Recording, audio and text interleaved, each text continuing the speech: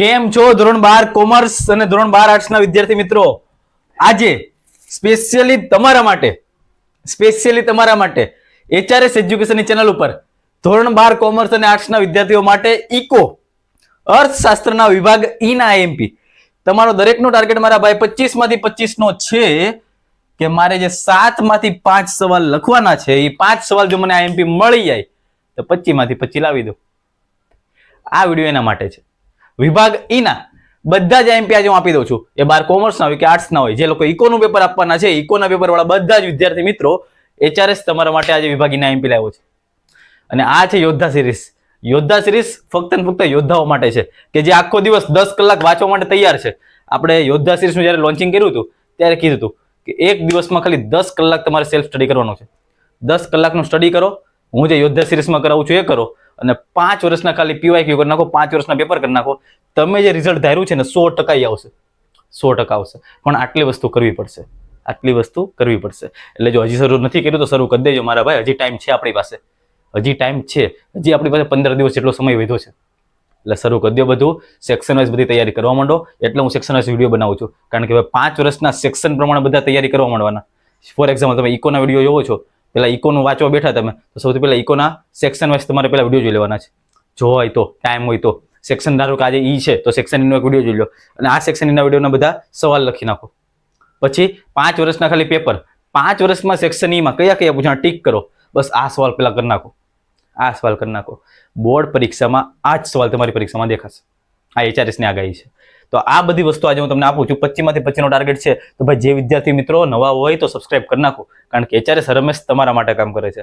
અને 26 તારીખે જ્યારે બોર્ડની પરીક્ષા શરૂ થાય, જ્યારે પહેલું ઇકોનું પેપર આવશે, ત્યારે એના માટે પણ હું આખી રાત, જરૂર પડશે તો આખી રાત લાઈવ લેવાનો છું. એટલે કે 25 તારીખથી આપણે લાઈવ શરૂ થઈ જવાના છે. 25 તારીખથી લાઈવ શરૂ થઈ જશે. અને એમાં ટાઈમની લિમિટ જ નહીં હોય. ટાઈમની લિમિટ, હું ઘડિયાળ સમય જોવાનું નથી. ત્યારે તમારે જ્યારે જરૂર પડશે રાતના 2 વાગે તો 2 વાગે લાઈવ આવીશ, 3 વાગે તો 3 વાગે લાઈવ આવીશ. અત્યારે લાઈવ નથી, અત્યારે બધા રેકોર્ડિંગ ફોર્મમાં છે. પણ લાઈવ હું 25 તારીખે શરૂ કરીશ. જે તમારી બોર્ડની છેલ્લી પરીક્ષા છે ને ત્યાં સુધી સાથ આપીશ, છેલ્લી પરીક્ષા સુધી. એટલે HRS ઉપર નવા હોય તો મારા ભાઈ સબસ્ક્રાઇબ કરી નાખો. જે લોકો નવા છે ભાઈ લાઈક બેક કરતા રહેજો, કારણ કે તમારું મોટિવેશન, તમારી કોમેન્ટ એ જ મારા માટે રિયલ મોટિવેશન છે. બાકી HRS ની આગાહી તમારી પરીક્ષામાં પૂછાય એ વાત તો ફિક્સ જ છે. ચાલો વધારે વાત નથી કરી, શરૂઆત કરીએ આપણે કે સેક્શન ઈ ઇકોની અંદર 5 માર્ક્સ માટેના કયા કયા ચેપ્ટર મારે કરવાના. તો ચેપ્ટર 3 કરવું પડશે, ચેપ્ટર 5, 6, 7, 8. સર 9મું કેમ આપ્યું? ભાઈ 9મામાંથી હું ખાલી તમને એક સવાલ આપીશ, કરી નાખજો, બહુ કામ લાગશે. અને ચેપ્ટર નંબર 11 પ્લસ આપણને ખબર છે કે 5 માર્ક્સ માટે આલેખ તો ફાઇનલ જ છે. 5 માર્ક્સ માટે આલેખ ફાઇનલ જ છે. પણ સર કેવા પ્રકારના આલેખ પૂછાય? 5 માર્ક્સ માટે મને ખબર છે કે આલેખ ફરજિયાત છે. તો આલેખ કયા પ્રકારના પૂછાય? ડોન્ટ વરી, મેં ગનશોટનો લેક્ચર લઈ લીધો છે. ગનશોટનો લેક્ચર તમે ખાલી પ્લેલિસ્ટ એકવાર ચેક કરજો. ગનશોટના લેક્ચરમાં મેં એક આરે દરેક વિભાગના IMP, દરેક સેક્શન IMP મેં એક જ વિડીયોમાં બતાવ્યા છે, ખાલી એક ગનશોટમાં. એ વિડીયો ઘણા બધા 5000 જેટલા લોકો જોઈ લીધો છે. નહીં 5 ને હવે તો વધી ગયા છે.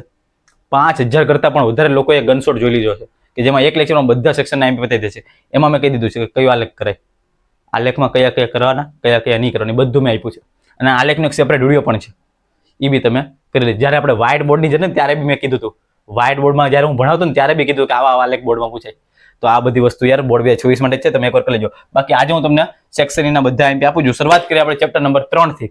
ચેપ્ટર નંબર 3 માંથી કયા કયા સવાલ મારે કરવાના? તો HRS ની આગાહી છે કે આ વખતે તમારી પરીક્ષામાં બોર્ડ 2026માં સાટા પ્રથાનો અર્થ આપી સાટા પ્રથાની મર્યાદાઓ લખો. આ સવાલ બોર્ડ 2026માં દેખાવાનો છે. આ HRS ની આગાહી છે. બીજો સવાલ નાણાંનો અર્થ આપી તેના કાર્યો જણાવવાના છે. અને છેલ્લો સવાલ આ ફુગાવાનો અર્થ આપી તેના કારણો વિગતે સમજાવો. ઓકે, તો આ 3 સવાલો તમને આપું છું. 3 માંથી સૌથી પહેલા તમારે સાટા પ્રથા તમે કયો ને એટલા સ્ટાર કરી દો, અને ઉપર HRS બી લખી દઉં છું. બરાબર, HRS જ્યાં લખ્યું એ સવાલ તમારે પહેલા કરી દેવાના. સાટા પ્રથા આનો મોસ્ટ ટાઈમ સવાલ છે. બાકી નેક્સ્ટ વાત કરીએ આપણે આગળ, જે ચેપ્ટર નંબર 5 ની જો હું વાત કરું, ચેપ્ટર નંબર 5 માંથી કયા કરવાના? તો ભારતમાં ગરીબી ઘટાડવાના ઉપાયો લખવાના છે. ગરીબીના નિર્દેશકો, આ ગરીબીના નિર્દેશકો 1 નંબર સવાલ છે, કરી લેવાનો છે. અને ગરીબીના સ્વાસ્થ્ય સંબંધિત નિર્દેશકો. Yes, okay. તો આ મોસ્ટ IMP સવાલ આપ્યા છે. પ્લસ હું તમને એમ કહી દઉં છું કે યાર આ વસ્તુ ભૂલતા જ નહીં. એ પછી કોઈ પણ સબ્જેક્ટ હોય, જો પછી એમ ના કહેતા કે સરે કીધું નહોતું, કહી જ દઉં છું અત્યારથી કે છેલ્લા 5 વર્ષના પેપર, તમારું કોન્ફિડન્સ જો અત્યારે અહીંયા છે ને, અહીંયા પહોંચશે 100%. ખાલી 5 વર્ષના પેપર ટ્રાય તો કરો યાર. એ ઇકો હોય, એકાઉન્ટ હોય, સ્ટેટ હોય, બીએ, બધા જ સબ્જેક્ટ, અને અલા આર્ટ્સ વાળા બધા, સમાજશાસ્ત્ર, ભૂગોળ, મનોવિજ્ઞાન, તત્વજ્ઞાન, સમાજ, જે કંઈ બી તમારે આવે છે બધા જ. ખાલી તમે 5 વર્ષના પેપર તો ચેક કરો, 100% ફાયદો હશે. એટલે આપણી યોદ્ધા સિરીઝ અને પ્લસ તમારું 5 વર્ષનું જે પેપર કોમ્બિનેશન તમારું રિઝલ્ટ 100% લાવશે. તો આટલી વસ્તુ ખાલી તમારે સાથ આપવાની છે. ચલો, આ હતું ચેપ્ટર નંબર 5. નેક્સ્ટ આપણે વાત કરીએ ચેપ્ટર નંબર 6 માંથી કયા સવાલ કરવાનો. તો સૌથી પહેલા બેરોજગારી ઘટાડવાના ઉપાયો, કે બેરોજગારી ઘટાડવી છે તો એના માટેના ઉપાયો કયા હોય એ. તો આ HRS વાળો સવાલ છે. ભારતમાં દિવસે ને દિવસે બેરોજગારી ઉદ્ભવે છે. જો આ મેં બોર્ડ ટાઈપ આપ્યું છે, બોર્ડ ટાઈપ, કે કઈ રીતના પૂછી શકે, તો કે દિવસે ને દિવસે બેરોજગારી ઉદ્ભવતી જાય છે. તો બેરોજગારી ઉદ્ભવે છે એના માટેના મુખ્ય 5 કારણો લખો.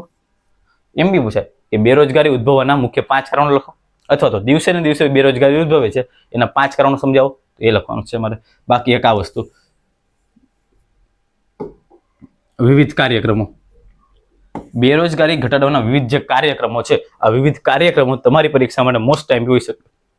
વિવિધ કાર્યક્રમો, હવે આ વિવિધ કાર્યક્રમો 5 માર્ક્સમાં કેમ લીધા છે? કારણ કે આના ઉપરથી તમને 2 માર્ક્સમાં અને 3 માર્ક્સમાં અઢળક સવાલ પૂછાય.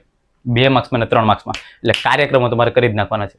અને હજી એક એવો વિડીયો બી લાવું છું તમારા માટે સ્પેશિયલી, 12 કોમર્સના વિદ્યાર્થી મિત્રો તમારા માટે અને આર્ટ્સના બંને વિદ્યાર્થી મિત્રો, એક એવો વિડીયો લાવું છું કે જેમાં હું આખી રાત તમારી સાથે રહેવાનો છું. હવે કઈ રીતના સર આખી રાત કઈ રીતના ઘરે? ના એવું બધું નહીં. આજે તારીખ ધારો કે થઈ છે 4 તારીખના આજે દિવસ છે, 4 તારીખ આજે થઈ છે. આજથી 1-2 દિવસ પછી શનિવાર કે રવિવાર હું લઈશ. આ શનિવાર કે રવિવાર સાંજે 11 કે 12 વાગે હું લાઈવ શરૂ કરીશ. 11 કે 12 વાગે હું લાઈવ શરૂ કરીશ. એટલે સવારે 4 વાગ્યા સુધી કે સવારે 3 વાગ્યા સુધી 12 કોમર્સ એક જ વિડીયોમાં પૂરું, 12 આર્ટ્સ એક જ વિડીયોમાં પૂરું, એવો વિડીયો લઈને આવું છું. પણ જો તમારો સાથ અને સપોર્ટ હશે તો 100% હું લાવીશ. શનિ અને રવિ આ 2 દિવસ મેં ચૂઝ કર્યા છે કે 12 કોમર્સ અને 12 આર્ટ્સ માટે આવું મારે કરવું છે. આખી રાત લાઈવ, આખી રાત. અને લાઈવ હો ભાઈ, રેકોર્ડિંગ ફોર્મમાં નહીં, લાઈવ જ લઈશ. હવે અત્યારે લાઈવ કેમ નથી? કારણ કે જો આ મોબાઈલમાંથી અત્યારે આપણે શૂટ થાય છે, બધા શૂટિંગ મોબાઈલમાંથી થાય છે. મારે એના માટે થોડાક કનેક્શન બધા કરવા પડે કે નોન સ્ટોપ મોબાઈલ ચાર્જ જ રહે, એવું મારે રાખવું પડે. કારણ કે ચાર્જિંગ મારે ભાઈ 4 થી 5 કલાક ટકે મોબાઈલની, અને મારે શૂટિંગ હોય તો ફટાફટ ઉતરે. લાઈવ હું જાઉં યુટ્યુબમાં તો ફટાફટ ચાર્જિંગ ઉતરી જાય. એટલે એ બધું સમસ્યાને પ્લસ માઇનસ કરતા દરેક વસ્તુના હવે હલ નીકળે છે. એટલા માટે એવું નક્કી કર્યું છે કે 4 કે 5 દિવસ પછી, આજથી 4-5 દિવસ પછી શનિ રવિમાં હું આવું છું અને તમને પહેલા જ કહી દઈશ કે આખી રાત લાઈવ છે. અને એમાં આવશે શું અત્યારથી કહી દઉં છું તમને કે ધોરણ 12 કોમર્સ અને ધોરણ 12 આર્ટ્સ બેના અલગ અલગ દિવસે હું રાખીશ. 12 કોમર્સ અલગ દિવસે, કે જેમાં એક જ દિવસમાં એક જ લાઈવમાં બધા સબ્જેક્ટ પતાવી દઈશ. Account, state, eco, BA, English, Gujarati, SPC બધું જ. જ્યારે 12 આર્ટ્સની વાત કરું તો મનોવિજ્ઞાન, ભૂગોળ, તત્વજ્ઞાન, સમાજશાસ્ત્ર, ઇતિહાસ, આ બધા સબ્જેક્ટ એક જ વિડીયોમાં. આવી રીતનો મારો વિચાર છે. તો તમારે બી આવો વિચાર હોય કે ના તમે આવું લાવો તો હું મહેનત કરવા માટે તૈયાર છું. તો તમે કોમેન્ટ સેક્શનમાં ખાલી તમારો પ્રેમ જણાવી દેજો. બાકી આટલી વસ્તુ ચેપ્ટર 6 ની છે. આગળ વાત કરીએ ચેપ્ટર નંબર 7 ની 5 માર્ક્સ માટે કયા એમપી છે? ભાઈ જન્મદર મારો મોસ્ટ HRS વાળો સવાલ. મને આ ચેપ્ટરનો સૌથી વધારે સવાલ આ જ ગમે કે જન્મદરનો અર્થ આપી ભારતમાં ઊંચા જન્મદરના મુખ્ય કારણો. આ સવાલ આઈ થિંક 2025માં પૂછાઈ ગયો છે. એવું લાગે ને તો બોર્ડના પેપર ચેક કરી લેજો. બોર્ડના 2025ના અંદર આ સવાલ પૂછાઈ ગયો છે કે જન્મદરનો અર્થ આપી ભારતમાં ઊંચા જન્મદરના મુખ્ય કારણો વિગતે ચર્ચો, અથવા તો આ સામાજિક પરિબળો. આવી રીતના પૂછાય કે જન્મદરનો અર્થ આપી સામાજિક પરિબળો ચર્ચો. તો મોસ્ટ ટાઈમ HRS વાળો સવાલ છે એટલે કરી જ લેજો.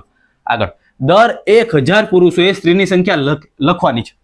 દર 1000 પુરુષોએ સ્ત્રીની સંખ્યા કેટલી છે એ લખીને ભારતમાં જાતિ પ્રમાણની સવિસ્તર ચર્ચા કરો. એટલે ઇનશોર્ટ સવાલ તો આ જ છે કે ભારતમાં જાતિ પ્રમાણની સવિસ્તર ચર્ચા કરો. પણ આગળ તમને આવી રીતના ટ્વિસ્ટ કરીને પૂછી શકે, બાકી બીજું કાંઈ છે નહીં. અને વસ્તી નિયંત્રણના ઉપાયો, એક આ સવાલ. ઓકે, તો આ હતા ચેપ્ટર 7 ના મોસ્ટ ટાઈમી સવાલ કે જે 5 માર્ક્સમાં પૂછે. આમાંથી એક સવાલ ફાઇનલ જ છે. નેક્સ્ટ વાત કરીએ આપણે ચેપ્ટર નંબર 8. ચેપ્ટર નંબર 8 માંથી 5 માર્ક્સના કયા સવાલ કરવાના? તો એની અંદર કૃષિ વાળો જે પાર્ટ હોય, આ કૃષિ વાળો પાર્ટ છે ને મારા ભાઈ સહેલો બી છે, પણ યાર તમારે પોઈન્ટ વાઇઝ લખીને ટેવ પાડવી પડશે. પોઈન્ટ વાઇઝ યાદ રાખજો. આ કૃષિ વાળા પાર્ટમાંથી 100% એ લોકો પૂછવાના છે ને પૂછવાના જ છે. પણ એની અંદર તમારે પોઈન્ટ પ્રમાણે લખીને પ્રેક્ટિસ કરવી પડશે. એટલે આ ચેપ્ટર મોસ્ટ ટાઈમ બી છે. હવે આની અંદર હું છે ને પેલા આવડી વસ્તુ કીધું છું કે ટેકનોલોજીકલ સુધારા જે થયા છે કૃષિ ક્ષેત્રમાં, એ સૌથી પહેલા તમારે કરી લેવાના. એટલે મેં સાઈડમાં લખી દીધો છે કે ભારતમાં કૃષિ ક્ષેત્ર માટેના ટેકનોલોજીકલ સુધારાઓ જેટલા બી થયા છે ને એ તમારે સૌથી પહેલા કરી લેવાનું. ઓકે, નેક્સ્ટ, કૃષિ ક્ષેત્રમાં ખેત ઉત્પાદકતા વધારવા માટેના ઉપાયો. ખેત ઉત્પાદકતા વધારવા માટેના ઉપાયો. પછી એ પૂછે વર્તમાન સ્થિતિ કેવી છે, ભારતમાં વર્તમાન સ્થિતિ કેવી છે કૃષિની, એ લખવાનું છે.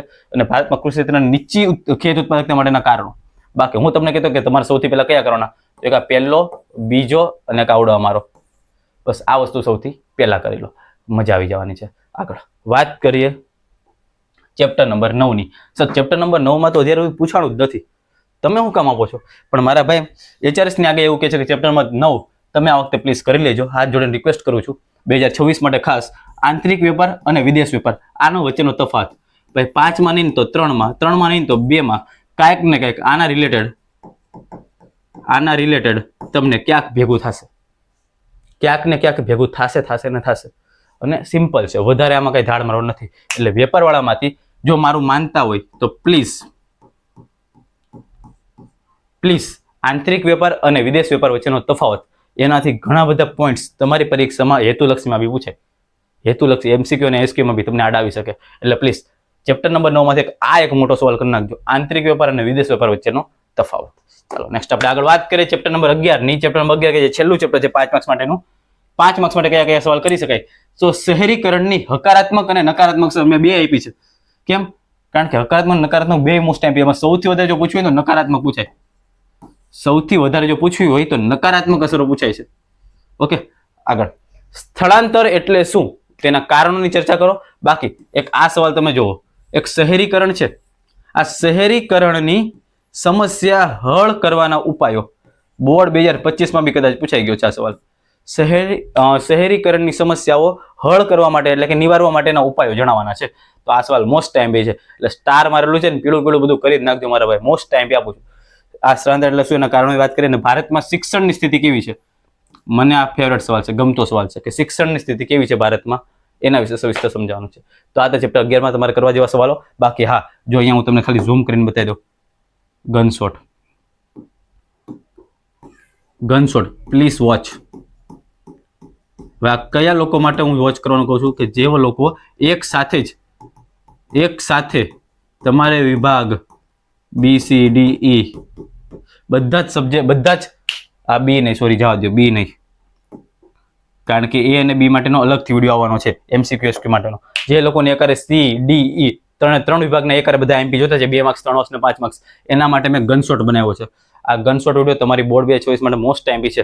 પ્લેલિસ્ટમાં જાજો, ગનશોટ મળી જશે. ઘણા બધા સબ્જેક્ટના ગનશોટ આવી ગયા છે, દરેકના ગનશોટ તમે જોઈ શકો છો કે જે તમારી પરીક્ષામાં પૂછાય એવા છે. બાકી છેલ્લી વાત હું તમને એક જ કહેવા માંગુ છું કે તમારો એ ટાર્ગેટ સારામાં સારા માર્ક્સ લાવવાનો છે, તમારે કંઈક આ વખતે બોર્ડ 2024 માં કરીને બતાવવું છે, તો એક જ સલાહ આપું છું કે એક આપણી યોદ્ધા સિરીઝ જેવી પતે છે, યોદ્ધા સિરીઝના તમે સેક્શન વાઇઝ MP લઈ લો છો, એની સાથે તમે ખાલી 5 વર્ષના પેપર, પ્લીઝ આ 5 વર્ષના પેપર અને આપણા સેક્શન વાઇઝ યોદ્ધા સિરીઝના MP કરી નાખજો મારા ભાઈ, તમારું રિઝલ્ટ સારામાં સારું આવશે. અને ઘણા લોકોનો ડાઉટ છે કે અમારા વિભાગ A અને વિભાગ B માટે શું કરવું, MCQ અને SQ માટે શું કરવું, જે 30 માર્ક્સ છે એમાં જ અમારે માર્ક્સ કપાય છે, એનું શું કરવું? અત્યારે ટાઈમ છે ખાલી સ્વાધ્યાય પકડવાનો. તમારી ચોપડીમાં સ્વાધ્યાયમાં જેટલા MCQ SQ આપ્યા છે ને બસ એને જ પકડો, 99% ચાન્સ છે એમાંથી જ પૂછાશે. અને છતાં બી તમારે વિભાગ A અને B માટે વિડીયો જોતો હોય તો કોમેન્ટમાં કહી દેજો, બાકી આપણે એના માટે વિડીયો લાવી દેશું. બાકી આજે મેં તમારું બધી વસ્તુ પૂરી કરી છે સેક્શન E. બાકી HRS છે ને તો બધી જ વસ્તુ શક્ય છે. છેલ્લે સુધી હું તમને સાથ આપવાનો છું, છેલ્લે પરીક્ષા સુધી. અને જે લોકો HRS એજ્યુકેશન એપ ડાઉનલોડ નથી કરી, ડાઉનલોડ કરી લેજો, પ્લે સ્ટોરમાં અવેલેબલ છે. એમાં બી ઘણા બધા ફ્રી મટીરિયલ હવે આવતા રહેવાના છે. 5 વર્ષના પેપર બી હું એમાં અપલોડ કરી દઈશ. બાકી મળીએ છીએ નવા લેક્ચરમાં, ત્યાં સુધી ભાઈ જય હિન્દ જય ભારતના. એક વસ્તુ છે, તમારી લાઇક અને તમારી કોમેન્ટ એ મારા માટે રિયલ મોટિવેશન છે, તો કરતા રહેજો. બાકી મળીએ છીએ. હા, લાઈવ જોતો હોય, મેં તમને કીધું કે એક લાઈવ આખો રાતનો લાવીએ છીએ, એ જોતો તો કોમેન્ટમાં ખાલી એકવાર જણાવી દેજો. તમારો સાથ અને સપોર્ટ હશે તો 100% આપણે તમારી સામે લાઈવ આવીશું. બાકી દરેક સેક્શનના MP હવે આવતા રહેશે. મળીએ છીએ નવા લેક્ચરમાં, ત્યાં સુધી જય હિન્દ જય ભારત.